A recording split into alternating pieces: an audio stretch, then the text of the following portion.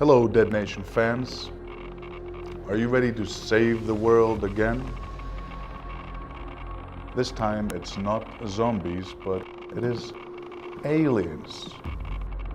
I'd like to introduce you to the latest Housemarque game, Alienation.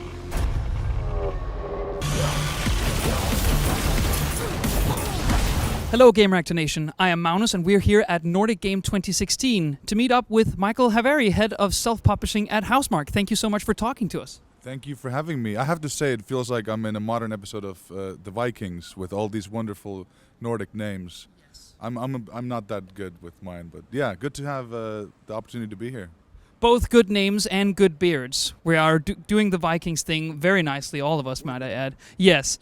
So, we should start off by talking about Alienation, which launched just a couple of weeks back. How have the weeks been since launch? Very exciting. Alienation actually, you always look at the Metacritic, you always kind of have this indicator of how it's going to do. The fan feedback is most important of all. So we're listening to a lot of that, how people are playing it. Some people are playing it insanely a lot, which is, it's a good thing that even to very, very late in the game, they're like, yeah, it still holds up. So a lot of these good indicators, and then of course it's a tough market. Uncharted is a huge title that now kind of took over that. I've been playing that too, but then Alienation on the side because Alienation is still like really quick to get into. But I'd say overall very wonderful. So now that we are with Alienation, I think that I must nag you a little bit because one of the things that people have been not complaining about but thinking that should be added to the game is the possibility of doing local co-op. Now the game of course has online co-op, but what are the plans for that update in the future? So basically, if we look at our older games, we've with Resogun it was a single player with some online components, and we actually did add local co-op later to Resogun. With Dead Nation, which people might see, of course, with the reason being related more to Alienation, the local co-op was built in from the beginning, so that was more of a clear structure there. So I think people really want it, and especially that vocal, really the guys who get to play local multiplayer a lot. So I have to say that it is in development. It is in the pipeline for the next patch. I can't officially tell because nobody knows when the next patch is coming out, but the next one is going to be bigger than the 1.01 that we released early this week. So hopefully next month? Well, hopefully next month. I'll take that. You guys, what are the plans for supporting Alienation post-launch? Is there any bigger content drops coming through the pipelines in the near or far future? Are you planning on really supporting the game with major DLC content or only with the smaller fixes and changes? So that's a good question, and it's something that we really are contemplating and looking forward to. We have a lot of ideas, and the community has a lot of really cool ideas. For us, there's a couple of factors where it comes down to is that how well is the game adopted by the community? Are the player numbers stable and or growing? Or are we squashed by Uncharted? That's the one point. Of course, in the end, it comes down to our relationship with Sony as a publisher to see what they want to do also. So currently, there's at least a really well-defined short-term plan, which a lot of the focus is going to local co-op and some really other cool things that will come out at the same time as local co-op that I can't talk about. But from there on, it's up to how do people adopt it? How vocal are they at saying online to us and Sony, I'm going to pay for this content, and, and also what kind of DLC can we make? Because it's not always easy just selling a DLC, because there's also some stuff that we feel like we want to give away for free, and then it's kind of balancing act after that. So we'll see. Well, so Alienation is out right now, but one other thing that you guys have announced at Paris Games Week last October was, of course, Matterfall, a title that's still shrouded in some level of secrecy. You've previously stated that a lot of the info is actually in the cinematic trailer that debuted at the conference, Sony's press conference in Paris. But can you tell us how things are progressing with the game? How is it coming along? So right now, what we do at Housemarque, we do this very tight iteration loop. That you take a game and you kind of take the core aspects and you grow and you make more art and da-da-da-da.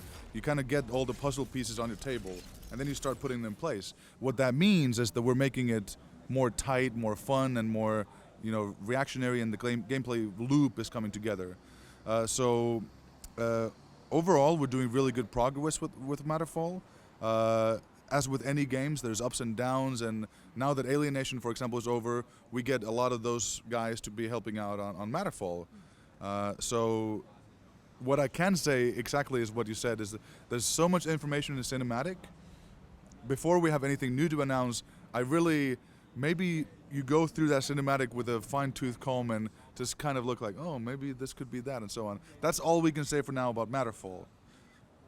And speaking about going through the Matterfall trailer with a fine-tooth comb and finding all sorts of information about the game in that, is there anything particular you would like to highlight that users that are frantic about knowing more about Matterfall, what should they look for? So, are you really driving me into no? So okay, I got a couple of things I can say about it. We actually created the trailer, on a concept level in-house, and then we worked with a very cool Swedish studio actually to help us create that, and of course Sony and everybody collaborated. But to us, it was a storytelling type of visual event where we wanted to highlight action and kind of make it a Housemarque thing. We've never really made just CGI trailers, so it was a new thing for us. But that being said, a lot of the camera work works in unique ways, and a lot of that's planned on purpose, that we try different camera things there. That's one thing. And then the sort of voxelized particle system that is in there, take that and imagine the possibilities of using such a semi-fluid, semi-stable thing in a game. Because I think clearly from the trailer, that's of course you have the main character, you have the enemies, but then you have this entity of what is this matter, and in the end, I think these are the key components that people should try to kind of hype it up in their heads a little bit. That's what we want to deliver upon, at least. These are, to us, some of the core elements in the game. Enough said. Can you perhaps tell us when we will learn something more concrete about the game? That's all we can say on Matter. No, honestly, I wish, because for us, it's always planning for some kind of announcement and then seeing if we can follow up with that. And if not, then we need to look at the next opportunity. Like with the Jarvis project, we're really close to announcing a lot of stuff without that, but then sometimes it does get postponed. So I don't want to say any specific dates, just to be sure. So you just mentioned upon the Eugene Jarvis project that you guys also have coming along up there. And that's the reason you're here. You've been talking about it at length. But can you tell us what's going on with the Eugene Jarvis project? Because it's been a while since we've heard anything about it. It's, again, another mystery, but something I can open up a little bit. Basically, big fans of Eugene. He's influenced throughout his career all our games. Now we get to work with him. I could summarize that it's going to be a modern arcade classic, sort of catering to this Twitch generation and all the stuff that's happening. One of the things I talked about here at Nordic Game in Malmö was that if you look at esports as a bigger, growing, huge phenomena, there's the mainstream stuff, the team-based stuff, but then there's the smaller stuff like the speedrunning communities, which I've sort of umbrella termed, for the lack of a better term, single-player esports, where you play games like Mega Man and so on. So I'd kind of want to talk about that and how we can grow that market. And for the Jarvis project, that would be a very integral way of taking games like what we do, like Resogun and Super Stardust, to a next level of how could it be a really relevant, community-driven environment, sort of single-player esports.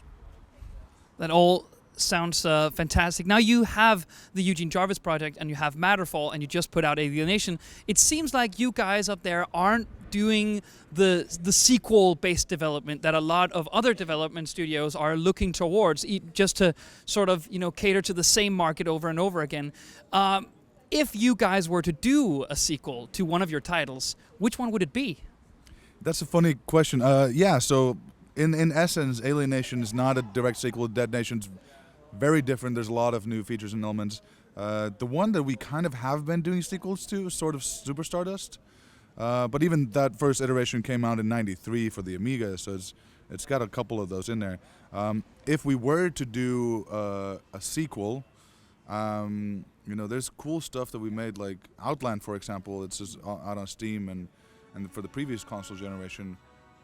But maybe even that we could still brand something different and add some cool new stuff. So I think that as long as we get the opportunity to do unique IP, I think that there's something to be said there. So final question here.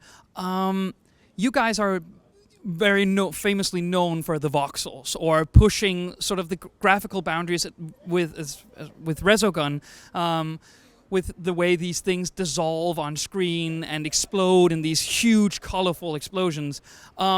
What are the prospects with the rumors of PlayStation Neo surging at a high point right now? Are you guys looking favorably towards a machine that has more horsepower? So, if and when the rumors, I don't even know if there's any sway behind that. Okay, let's do this. I'm going to give a Gamereactor exclusive right now. I will say that the beautiful explosions and visuals of voxels and that kind of a unique look that we had with Resogun, we're taking that engine and we're putting that to a way next level. Like think beyond the voxel. Think of parts of voxels and combinations and melding, everything. We're putting that engine into the Eugene Jarvis project. See, and we end on an exclusive. Thank you so much for speaking to us here at Nordic Game 2016. So be sure to stay tuned for way more content coming from here in Malmö. And thank you so much for talking to us, Michael. Thank you. Thank you. It was a pleasure. Bye.